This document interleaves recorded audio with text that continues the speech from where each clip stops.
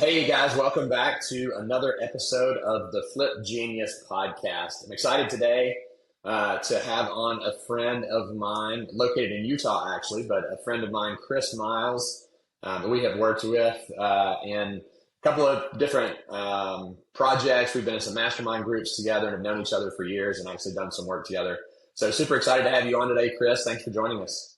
Hey man, so it's gonna be so much fun to be here, Brandon. I appreciate it. Yeah, yeah, I look forward to it. So to get started, why don't we start with kind of your background? I know you've done real estate, but you're not exactly a flipper or a wholesaler like a lot of our guests are. But I'd love to hear like what you did before you kind of found your way into what you're doing now. What's your background? Yeah, it's a long evolution, that's for sure. I actually started out wanting to go into business for myself back in college, and Hmm. I was actually going to become a business consultant. But I figured if I'm going to do that, I should get real life business experience. So I took a sabbatical from college, figure out what am I going to do with my life, right? And what kind of business could I start? And the first one that became interesting to me was being a financial advisor, because I figured worst case scenario, I learn about money and investing. Best case, I learn about business too, and then I can go back and finish my MBA. And so I did that, and I became my own entrepreneur, commission only financial advisor, and I loved it. Not the commission only part as much, right? I mean, I had to work a full Yeah. time job and do that as a side hustle, but still, like just being my own boss, it was a lot of fun. And so I eventually never finished my degree, stayed dropped out of college, and I went down that path. And I was a financial advisor for 4 years. But after those 4 years, I mean, again, I was the guy, I was the salesman in a suit, this typical person you'd run into, the one that says you should set it and forget it, save in mutual funds, don't do real estate, that's risky, don't do business, that's risky too, right? Mutual funds is the way to go. That's your path to freedom. And I was telling people to do that, basically like Dave Ramsey type stuff, pay off your debt, Yeah. save in mutual funds, and then you'll be free. Well, after 4 years, my dad reached out to me, who just recently passed away, and he reached out. He said, "Well, Chris, when are you going to become my advisor?" And so I sat down with him, went back to Oregon and sat at his kitchen table, the same one where he taught me, because this guy was like the penny pinching saver. He taught me be cheap, save everything. He was like Dave Ramsey's like muse, right? This is the kind of guy that Dave Ramsey's like, I want to be like him when I grow up. And Yeah. so I'm sitting down with my dad and I see his finances for the first time in my life. I mean, and this guy, remember, he bought everything on sale, cheap son of a gun. He was very post-depression era mentality. Well, I Hmm. looked at his finances. He's debt free. He paid off his house in 18 years. Very proud of it. He had been saving in his 401k, getting his good old company match like every good boy should. And I looked at it, I said, "Well, Dad, you're 61 years old. If you try to retire today, you're going to run out of money in about 5 or 6 years, meaning you'll probably have to die in 5 or 6 years. Otherwise, you're running out of money."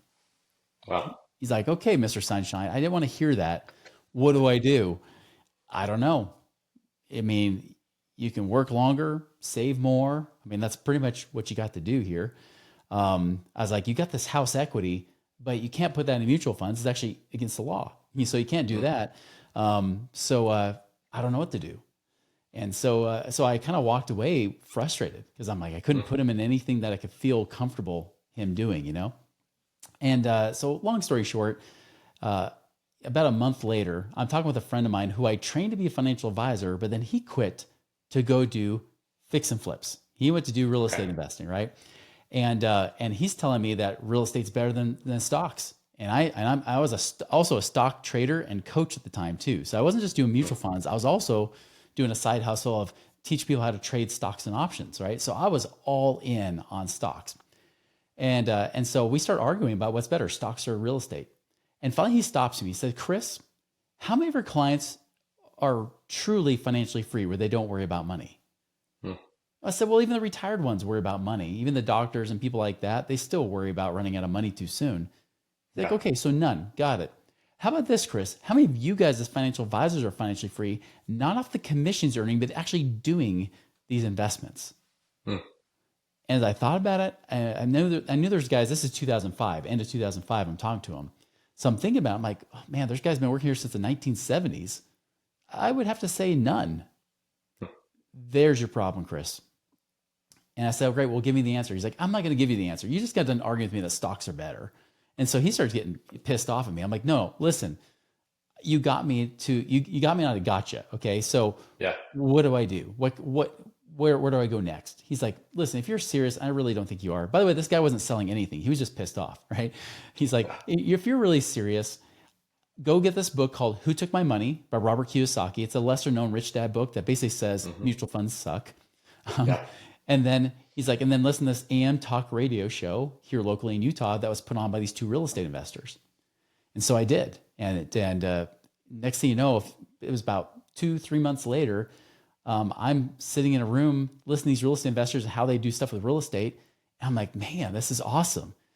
And they start joking about, hey, you know how these financial advisors teach you how to set and forget it, and you're in it for the long haul, but if the market goes down, how long is the long haul? And high risk creates high return. Well, isn't higher chance of risk, higher chance of losing? How's that better? And, just hitting all these sacred cows, compounding interest, eighth wonder of the world. No, it's not. Einstein never even said that. Like they start hitting all these myths. And I'm like, yeah, who would teach that crap?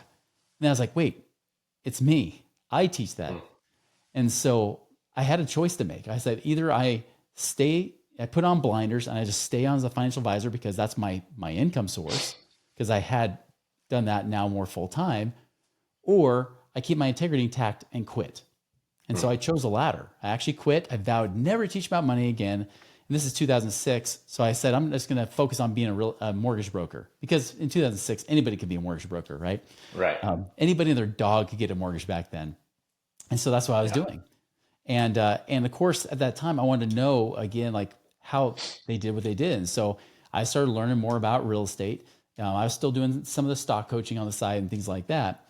But the thing I learned more, even though I did do some things, like I did flip my starter home. I did flip it to an investor, then leased it back from that investor, and then subleased it to a tenant. So I basically equity stripped everything, because back then you could sell for 100%, right? You didn't have zero down back then. So I was able to sell for full appraised value, get all that cash out, and then of course try to make a rental income off that. I also did kind of help do a very casual version of wholesaling, where I helped even like my dad in one case, and some other people, where I said, hey, you've got equity in these properties. One thing you could do is you could sell it to an investor and then rent it back. So you're living in your own home, but now you're able to strip out all your equity without having quote unquote debt. I mean, yeah, you're making payments, but you're not like paying to the bank now. And so I was doing things like that kind of on the side. And on top of that, I was even lending my money, which I know you and I have done some things, even referred some of my clients to you for that kind of purpose, right? So I realized hard money loans was a big aha to me. Never knew that I could make much money. Now, granted, they were paying a much richer rate than they should have been at that time. They were paying anywhere from 2 to 3% a month on the hard money. So, it didn't take much money to all of a sudden say, wait a minute, I only need $3,500 a month to live on. Between that and my rent, now my new rental and everything else, I'm actually able to be financially independent. I'm 28 years old. I can actually retire. And that blew my mind that was even possible. That I was able to passively invest and do things, working almost no hours per week. This is before Tim Ferriss wrote the 4-hour work week. I was already living it, right? Doing that kind of stuff, and even had some things like as mortgages. I stopped doing mortgages myself. I started handing them off to a mortgage guy. I would just refer them on and get paid a percentage. So basically, I was a broker of mortgage brokers in that case, and I had like 4,000 or 5,000 a month coming in, doing practically nothing. And that was my big epiphany. It was like I didn't need to save hundreds and hundreds and hundreds of thousands of dollars to become financially free. I just had to get my money working harder. And so at the end of 2006, I came out of retirement to teach people how to do what I did. Recession came, kicked my butt. I went from millionaire to upside down millionaire, especially when real estate started like tanking at that point. Plus a new business had been launched, and we were focused on real estate flippers. And so we were going broke because none of the flippers could pay us because they couldn't flip properties anymore. And everything was just like the perfect storm in a George Clooney death sort of way, right? Yeah. This was like during the 08-09 crash. Exactly. Yeah, we felt it first summer of 2007. Summer 2007, I noticed it because I bought a new property, bought my dream home, actually fixed it up and everything, and was going to strip the equity out of that. And then July 2009, they said, ooh, you know what? We changed some of the rules recently. We're getting a little bit tighter. Just raise your credit score by 2 points, and we'll give it to you in August next month. I said, well, that's easy. Just pay my payments and I'll raise my score 2 points. So I did. I was like, okay, cool. Score's up. Let's do this. I said, we just changed the rules last week. If you do X, Y, and Z, we'll give you the cash out refinance. And so I did it. September rolls around. I was like, can we get this done finally? They said, we're sorry. we no longer give mortgages to business owners. Hmm.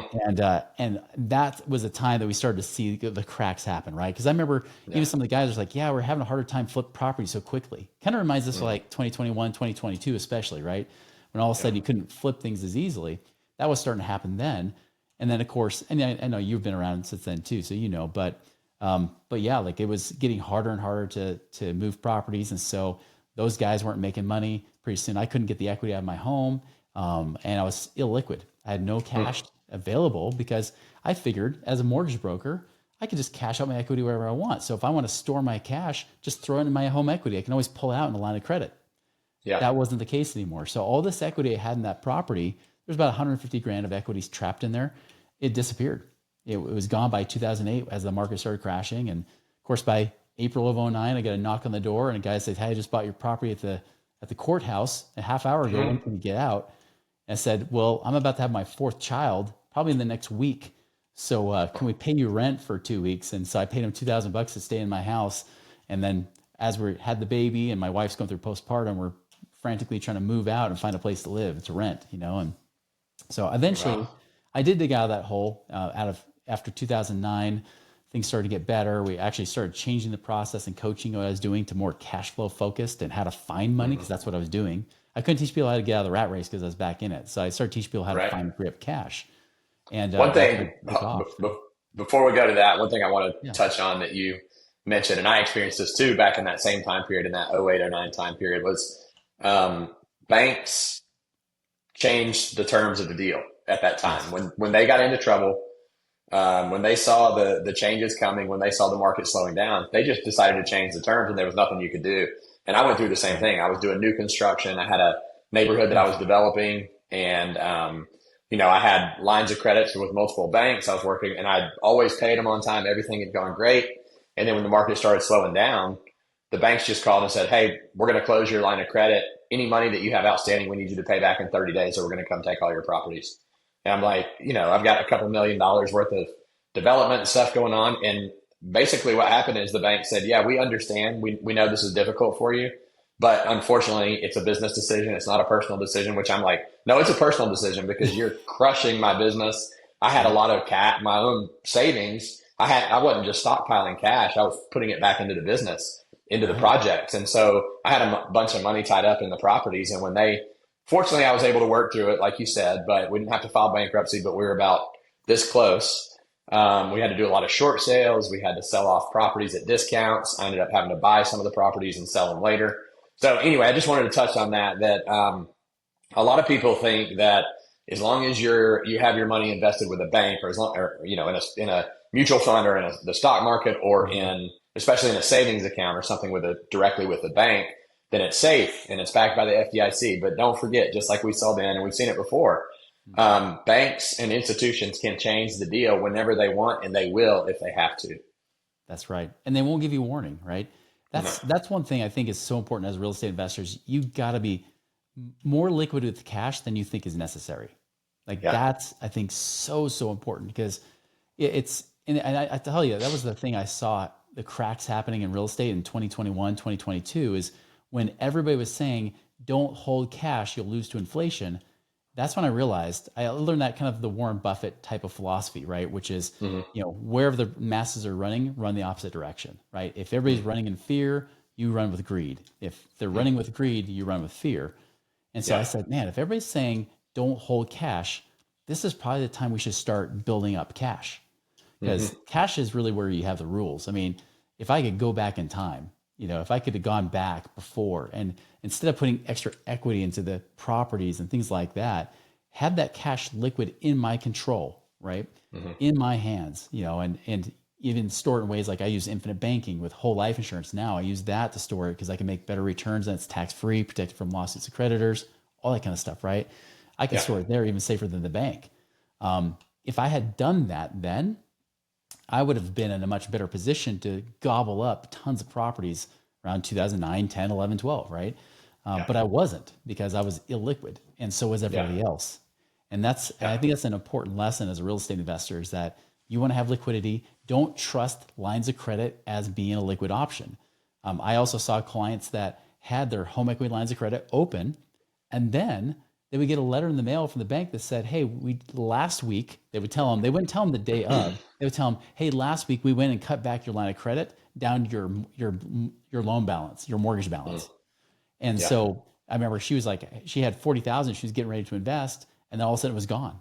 And the Yeah. crazy thing is when they cut down that line of credit, met the limit down to where your balance is, it doesn't just restrict cash, but it also destroys your credit score because now it makes it look like you've maxed out a loan. So your credit score drops too, which makes it harder to get more loans. Right. Yeah. And That's so, true. yeah. So the best time to Good like point. get access to cash, get access to capital from banks is when you don't need it and when they still are willing to give it. And right now it's still that time. They are still willing to give it, but I I would not be shocked if in the next year you might see the banks change their tune a little bit, especially as they're starting to see more commercial loan fraud and things like that. That's like the first, some of the biggest signs you see of things coming to an end soon. Yeah. Yeah, I agree. So you mentioned too, which I can't imagine the emotional stress that you're under having your fourth kid, a baby on the way, losing your primary house, somebody knocking on your door, you having to find a place to move and rent, and just all, and not to mention the business side of it and the financial side of it, but the baby and the house, all that coming down on you at one time. Yeah. I know that was a super difficult and emotional time. I went through not the exact same thing, but obviously with the market going down, we went through a lot of turnover and business going down and losing a bunch of money and having to start over. So how did you then go from, hey, losing my house and having my fourth baby? How did you climb out of that hole and find your way into whatever was next? What was your next step to get out of that? Yeah. I'll tell you, it wasn't easy. I mean, I'll tell you, even at the time, I thought I had solutions, right? Talk about surrender, right? I was praying a lot to God, Yeah. like, please make this easier. And I would tell myself, well, it can't get any worse than this. Every time I said that, it would get worse. Yeah. I would get It's like proven a wrong. challenge. Yeah. Yeah. Like, for example, Uh, I was trying to short sell our primary home and we had offers. Like, I remember the house, I think I owed somewhere around like 650 or something like that, which was a lot back then. mm, And then I had an offer for 515. The bank refused it.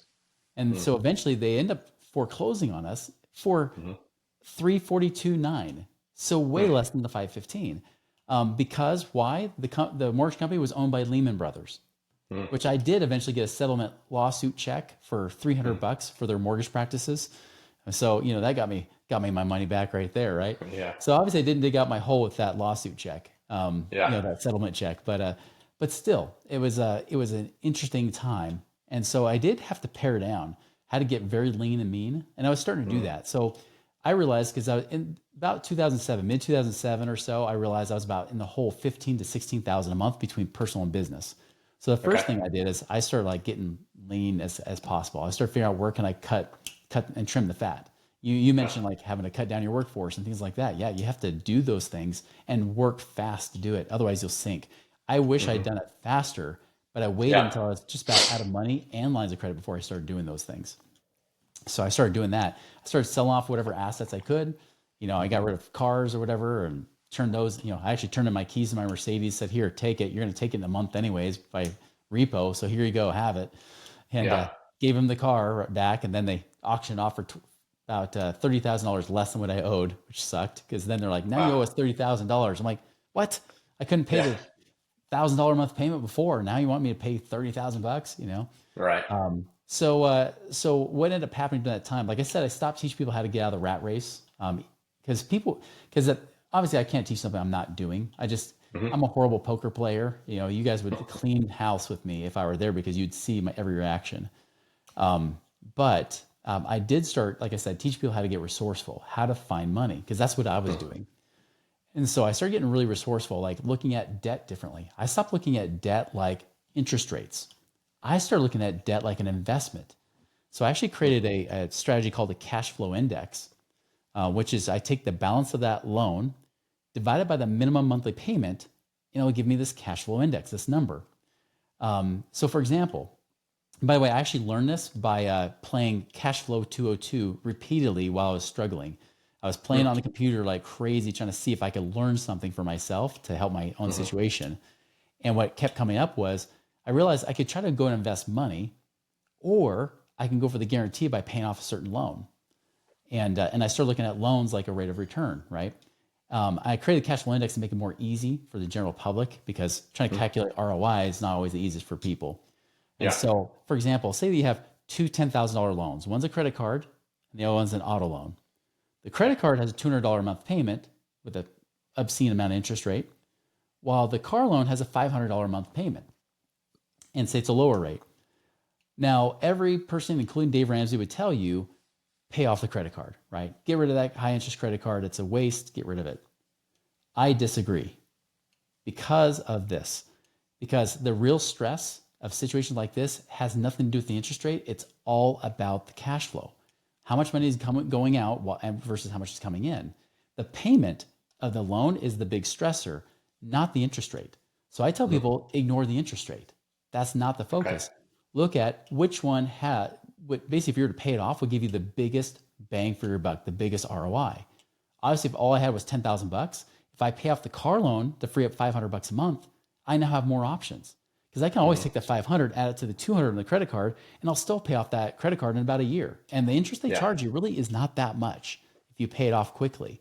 But everybody makes it sound like it's obscene. You're going to pay forever for the rest of your life. That's bull. That's not the truth at all. They changed those rules in 2005 with credit card companies where even if you paid minimum payments, you'd still pay it off in like 13 years, right? So that's the one thing that I kind of disagree with some people is don't focus on the interest rate, focus on that monthly payment. And so if you look at the cash flow index, that 10,000 divided by 200 on the credit card is a 50. But the 10,000 divided by the $500 a month payment, which by common sense would say that's the better one to pay off anyways, is a 20. Pay off the lowest index first. So I started focusing on trying to dig out the hole. When I started to pull out, I started teaching people how to make more, find and free up cash. This was one of the strategies. Tax savings was another. Tracking your money, being a wise steward of your money, basically, right? As I was teaching them these different strategies, they would find on average about $34,000 a year. And so all of a sudden our business started to pull out of its hole. We were almost bankrupt. We were able to pull out after that point. And actually 2010, we went from almost bankrupt to like over $5 million in sales that next year. Wow. So that started to help me personally, right? To get more cash to then decide, what do I do with it? Do I pay off debt? Do I do this? Do I do that? And so that's What were those sales? You said $5 million in sales. Is that $5 million in new clients or new in clients, coaching? Okay. Yeah, Yeah. exactly. Okay. Great. Yeah, we were teaching them just the same thing. Funny enough, I worked with another company that we created back in 2007, and almost everybody left but me and like the owner, right?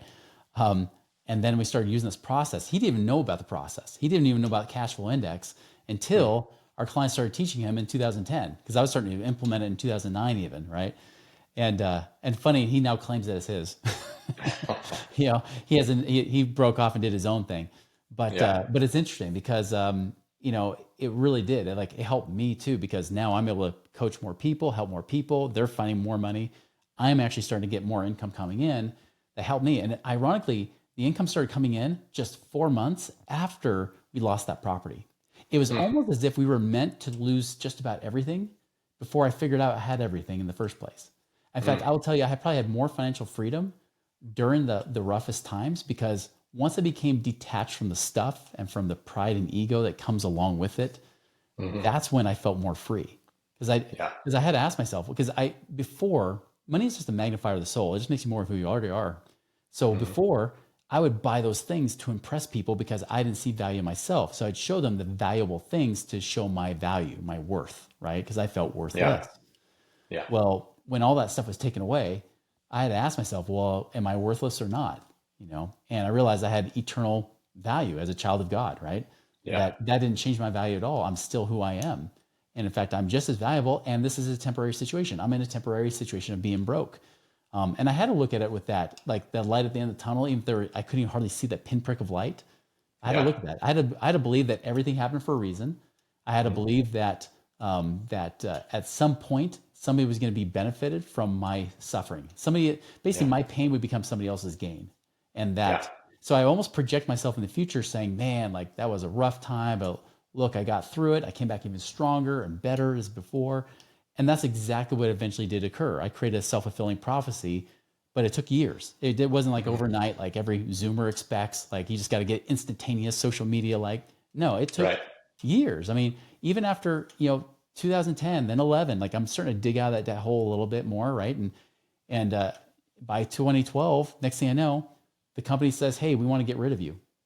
And Mm-hmm. so I'm starting, and luckily I was already starting a new business because I just felt Mm-hmm. prompted I should start Money Ripples, which I started in 2012. So now I'm starting a brand new business. Still was able to pay off over 900,000 of debt during those few years, those 3.5 years or so. Well, that was good.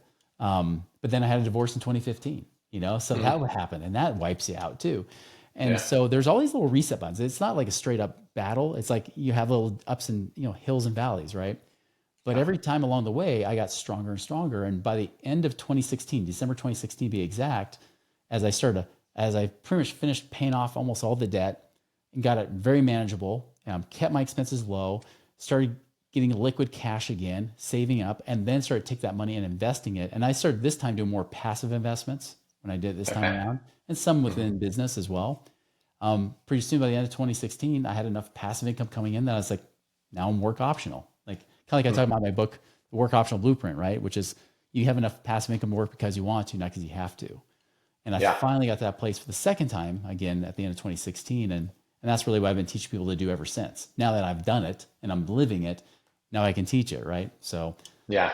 So go back to one of the things that you mentioned, and I think it's a huge lesson for everybody that's listening is kind of what you discovered along the path, and I've experienced the same thing. I think a lot of times as entrepreneurs or anybody really starting out in business, or when you're building your career and you're starting to make money, I think everybody has this desire to have certain things, right? To have the yeah, certain house, the certain cars, a certain amount of cash, certain amount of freedom or stability. I know for a lot of people, stability is a thing. Like I want to make sure I have enough money coming in at all times, which yeah, is the opposite of an entrepreneur, right? Because as an yeah, entrepreneur, you never know what's coming in. Um, but one of the things that I recognized during that same time, and you mentioned this, is when you get all that stuff, it doesn't live up to the hype that you hoped it would. It doesn't. yeah, It doesn't deliver the joy or the happiness or the freedom that you expected it would when you set that as a goal. mhm, And I can remember, when I was younger, saying if I could ever make 100 grand a year, I'd be the richest person in the world because my expenses are only this much.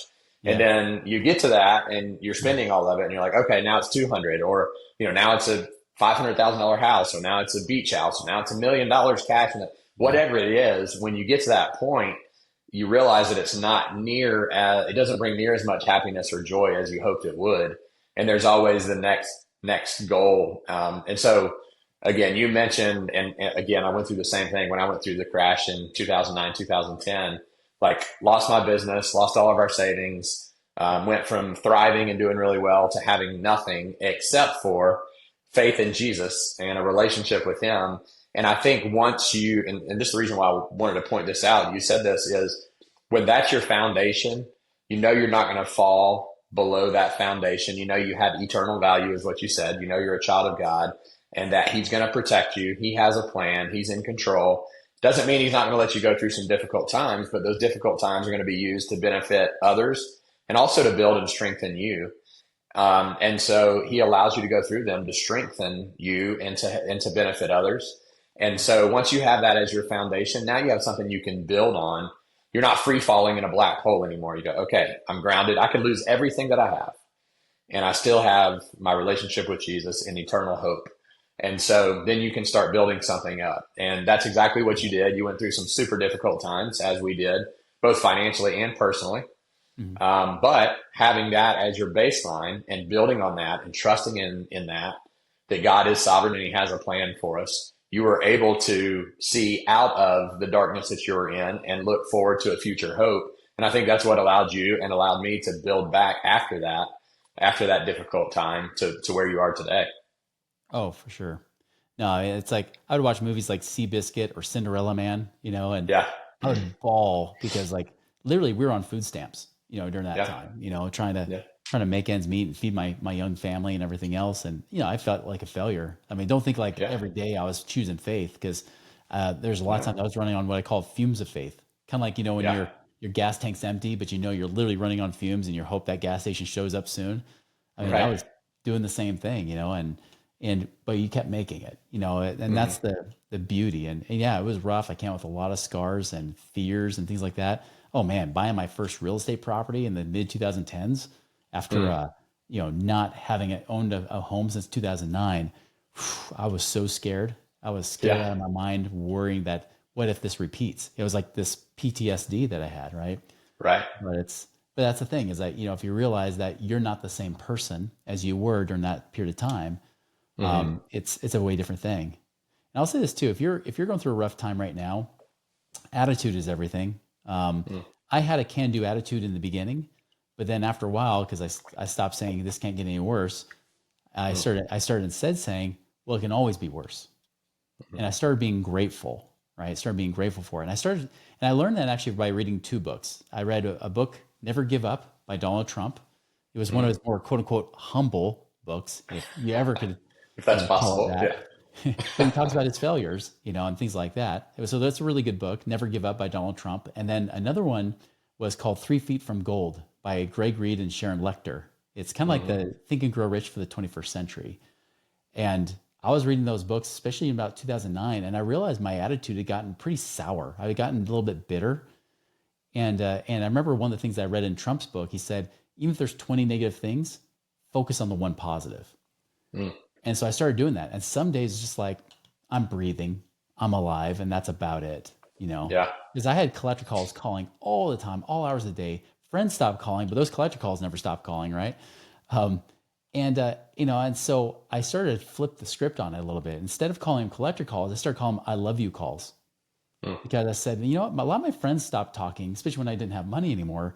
But man, those collector calls, they call every day. They should be like my best friends. So when they would call, instead of avoiding their calls, and this is something that a lot of investors do, like when there's hard times, worst thing you can do is separate yourself from communication, separate yourself from other people, other colleagues, and it's best to share it and be vulnerable and talk about it with the right people, of course. That's why masterminds are great. Yeah. But I wasn't doing that. I was trying to suffer silently. I was hoping I didn't want to spread my scarcity on other people, and that was a mistake. And but this time with the collector calls, they call me. I would just say, "Hey, how's it going?" Fine. We're here to call to collect a debt. I know. Yes. So can you pay us? Nope. All right. When can you pay us? No clue. All right. We're going to keep calling back. I hope so. It's like, I don't know how I'm going to pay you, but I will pay you. I promise I will. I just don't know when, but I will. Okay. We're going to keep calling. Great. I hope so. Talk to you soon. Click. And that's pretty much what was going on for, a good year or two, right? I mean, during that period of time, until I started to pay some of those people back and negotiate and do stuff, which is also, by the way, what Trump did in the 90s when he was almost bankrupt himself. He was about $900 million in debt. I was like, man, I'm just $1 million in debt. That's nothing. So I started being grateful for not being $900 million in debt, right? And realize you can negotiate and do some things to help pay things off. That Mercedes, I eventually had my dad help me out, and we negotiated for like $6,500, I think it was, to pay off that $30,000 bill because we'd gone a couple of years not paying him. So I did that, borrowed money from my dad, eventually paid him back, several years later, and that kind of thing. So there Worked your way. just not the way you expect. Yeah. Worked your way through it. You mentioned too, another thing on the personal side of it that I love is I think all of us have a tendency when we get into a difficult time to isolate. I think that's human nature. It's like, I'm going through a difficult financial time. I need to withdraw from my family or my friends or my inner circle and get it fixed. And then I can, come back out of the difficulty that I'm in, and that's our natural tendency, our human tendency. I think it's the opposite of what we actually need to do. We need to engage with people when we're going through a difficult time, because what we find out is that a lot of other people have been through the same thing, and they can talk to us. They can explain what they did. They can give us different options of ways to get out of that particular problem, things that they went through and that worked for them. They can pray for us. They can introduce us to their friends. And so I think that's a huge, huge lesson for everybody that's listening here, is that when you go into a difficult time, do not isolate. That's going to be your natural tendency, but don't isolate. Rather than do that, engage with the people who know you, trust you, love you, share what's going on, and seek advice from other people. Bring other people into the darkness. I think, certainly a lesson from Scripture is that shine a light into the darkness, and the darkness, light will overcome the darkness. And so I think Right. that's a good reminder for us to, to lean in and engage with other people. Yeah, that's one thing I'm glad I did better in 2015 when I was going through a divorce, because emotionally Hmm. that was a harder time for me than the financial hardship I had. Sure. Yeah. And I mean, I barely wanted to check my emails at that time, right? Yeah. And when I realized I reached out to some close friends, kind of my own inner circle, Hmm. I was able to get through that much faster. And I took the same things I learned in 2007 through nine, those same things, and saying, okay, make sure you open up, make sure you do this, and I was able to ride through that in just months rather than years, to where I came Hmm. out much stronger. And like I said, at the end of 2016, had enough passive income that I was now work optional. I had all my bills paid for. And heck, I'll even say, like, probably the hardest time of my life actually happened Q4 of 2025 that we're just coming out of. I mean, I lost my father, obviously, my business, I did an overhaul. I up leveled my team and things like that. I had to let some people I loved a lot go. Hmm. And just, I got hit by everything at once, like Hmm. it was like the culmination factor. It wasn't just one thing. It was like everything hit me all at once, Yeah. and that, I mean, again, the same thing. When I would reach out to friends, I'd find out I'm not alone. In fact, sometimes Hmm. people are going through the same exact kind of thing, maybe not the exact thing, but their own personal torture or hell, so to speak. Yeah. And it's great because now we can kind of lean on each other and encourage each other. And sometimes, again, the very answer you have, the very solution that you need might be one relationship or just one opportunity or deal away from solving your problems. Yeah. So yeah, make sure you lean into others too. Yeah. So 2016, I think you said you started Money Ripples in 2012, Hmm. built it up. 2016, you reached the point where you had more income than you had expenses. And so you were able to be work optional, which really is my definition of retirement. Yeah. Everybody has a different idea, right? But my definition of retirement is when you have enough income coming in that you can do what you want to do because you want to do it, not because you have to do it. And Right. so if you have enough money coming in than you have going out, then you get to choose what you're going to do each day. And obviously, the passive income is the best way to do that, rather than running a business or being a solopreneur or something like that. So you were able to achieve that 2016, and then you started focusing at that point on coaching and teaching other people how to do that, how to do what you had learned how to do, and how you had become successful doing that. Is that right? You Absolutely. started teaching other people at that point? Absolutely. Yeah. I mean, my big thing is try to rescue people from all the brainwashing on Wall Street, right? I mean, we've Mm. all been brainwashed in the real estate space. We know this. We've been brainwashed to believe that the only way to invest, other than us that we've learned this in real estate space, the only way to invest is through mutual funds. It's through financial advisor or planner, right? And that they're the Yeah. only thing, or that 401k that the company offers you, and that's your ticket to freedom. Well, sadly enough, the 401k stats at Fidelity said there's only 1.1 million people that have $1 million or more in their 401ks. That's out of 45 million clients. That means Mm. 2% have at least $1 million. Yet Transamerica did a survey of these same people, and 35% of them said it'll take a miracle for them to be able to retire, because they can only Wow. live on 3% a year if you're in your 60s. That's the thing, the whole 4% rule, you hear the fire Yeah. movement that's out there. The fire movement is a bunch of BS. And I say that because, not lightly, because I got kicked out of the Facebook fire group, because even though I did it twice, well, most of those people have never done it before in their lives. They kicked me out because I realized they were using their means of doing that through mutual funds, through their Mm. retirement plans. They're saying, oh, it's okay because when I'm 40, if I have $1 million, I can live on 4% a year. That's 40,000 a year, and I live dirt cheap because I don't have any kids. I don't have anything. I have a fur baby, right? Well, here's the problem with that: is one, those numbers, the 4% rule applies to people that are age 70 and above, right? Because people are living longer and inflation is more than when they started running those numbers.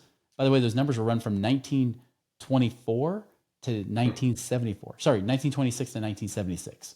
So Mm. we got taken off the gold standard. So inflation started to skyrocket after that point, and people are living longer. So it's not a 4% rule anymore. It's a 3% rule if you're in your 60s. 2% rule if you're trying to do it when you're young. You're trying to become Mm. fire. So I had a guy that's a mutual friend of ours. I won't say his name, but he's in the marketing space with real estate investors. And he told me, he's like, Chris, I got over $1 million. I'm financially free and I'm 30 years old. I was like, well, that's Mm. awesome. I mean, $1 million at 30 is a pretty impressive thing. I said, so you're saying that you're financially free if you have 40,000 years? He's like, yeah.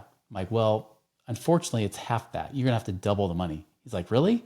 Yes, you do. I don't believe it. No, I don't care. I said, you don't have to believe it, but just know that I've been in this space since you were in first grade. So, I do kind of know what happens here because the market doesn't go straight up, even though he's only invested in the market when it's only gone up since 2009, right?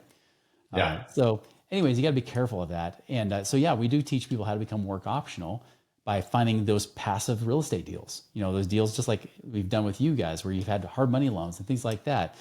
Turnkey real estate properties, oil and gas, mineral rights and things of that nature, raw land, syndications of all sorts, and the list goes on and on. But we teach our people to be more like the LPs or be more like the hands-off investor. If somebody wants to be an active investor, great. Yeah, go be an active investor. That's not what we do. We're helping Americans that are more the middle to upper or lower upper class. People that are probably making a few $100,000 a year, saying, "How do I have hope?" Because obviously, even with Fidelity, even those stats, a third of the people that have $1 million don't even feel like they'll ever be financially free because they can't live on $30,000 a year, right? And Right. so they have to do something different. Like for example, I had a guy that was he was in the military in California. He was one of the higher ranking colonels there, and he came to me because he's like, "Hey, I got $1 million in retirement plan, and my financial advisor says I can live on 30,000 a year, but I live in California. No one lives on 30,000 a year. That's homeless people, Right. right? Right. So I need something else." And so we did. We got him. He got a few duplexes that were being property managed by somebody else. He did some oil and gas investing, did an apartment syndication, and the next thing you know, he's got 130,000 coming in a year instead of 30,000 a year, right? Those kind of things. And on top That's of that, great. we even helped them. Like starting in 2017, I started bringing this in house because I couldn't find anybody, even among my own friends, to do it the way I would do it. Using infinite banking as a way to store up the cash instead of your 401k, right? And if you guys don't know what that is, that's using whole life insurance, which is like the most boring, stable insurance there is, which I used to be an enemy of, by the way. But using that as a way to store cash, because especially as real estate investors, Ryan Pineda was shocked when I went on his show because he'd had 5 guys talk about it, but he's like, yeah, make the money 2 places at once. Yeah, whatever. I get it. But what's better? And I said, well, it's not just about having your money work in 2 places at once because you can get a line of credit against it without using your credit score, and be able to leverage, the insurance company, the bank's money to use their money to invest instead of your own, but it's theirs collateral. But the best thing is for storing cash, like we talked about earlier, if you're trying to store cash in a safe place that's going to pay you 6% a year tax free, and you can access that money whenever you need it, that's where I store my money. But the problem is it's not going to pay you very much if there's all these insurance costs coming out of it. And that's unfortunately what every insurance agent does.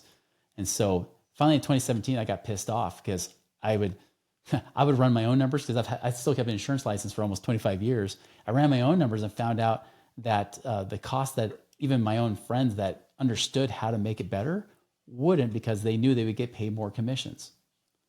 And that's where I was like, I just got pissed off. I was like, screw you guys. Like, I'm going to do this way.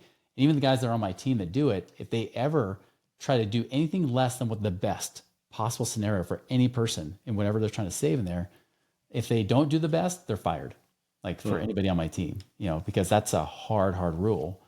And that's where we've actually been able to help a lot of investors, even some of our mutual friends, be able to store cash safely, safe from creditors and lawsuits. That shocked Pineda.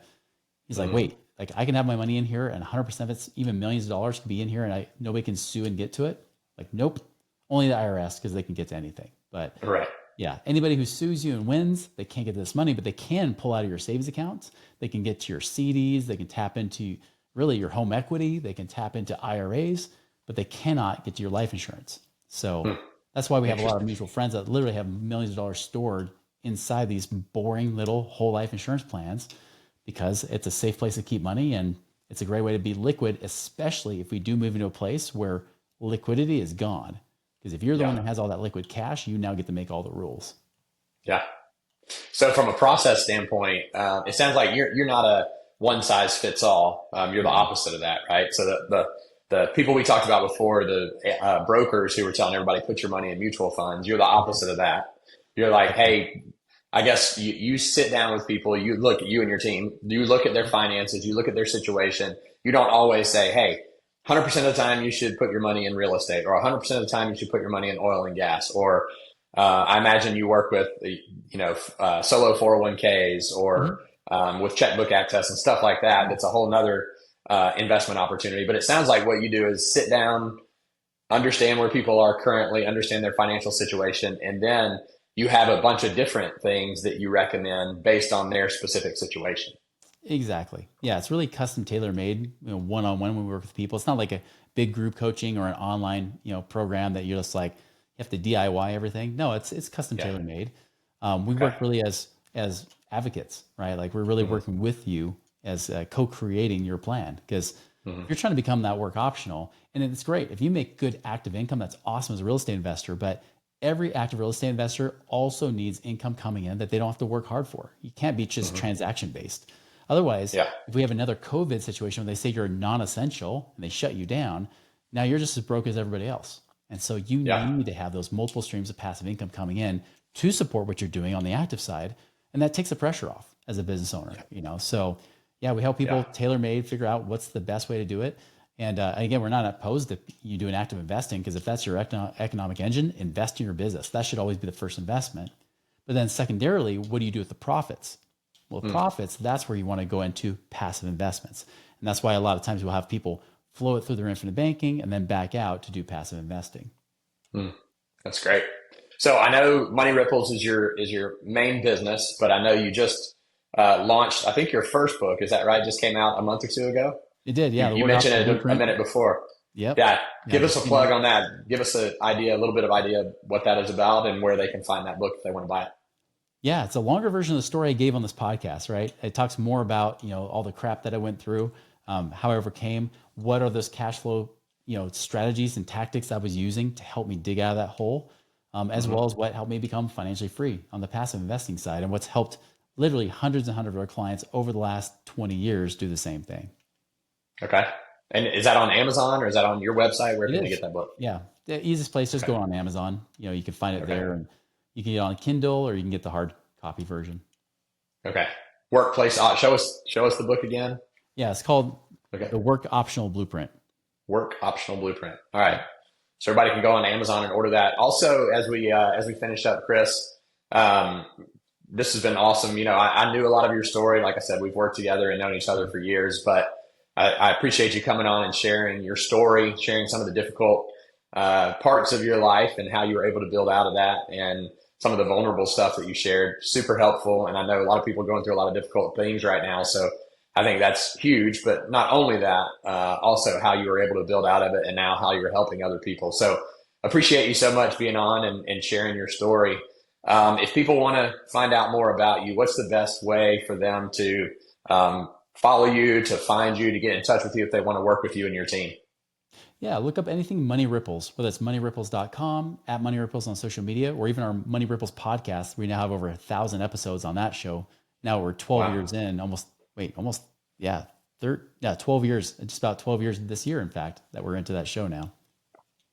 Wow. So Money Ripples website, Money Ripples on social media. They can reach out to you there. What's that? And Money Ripples podcast. Yep. And Money Ripples podcast. Great. Well, I appreciate it very much, Chris. It was great catching up with you. Thanks for sharing your story and joining us on the Flip Genius podcast today. It's been an honor. Thanks, Brandon. All right. Talk to you soon, Chris. Bye.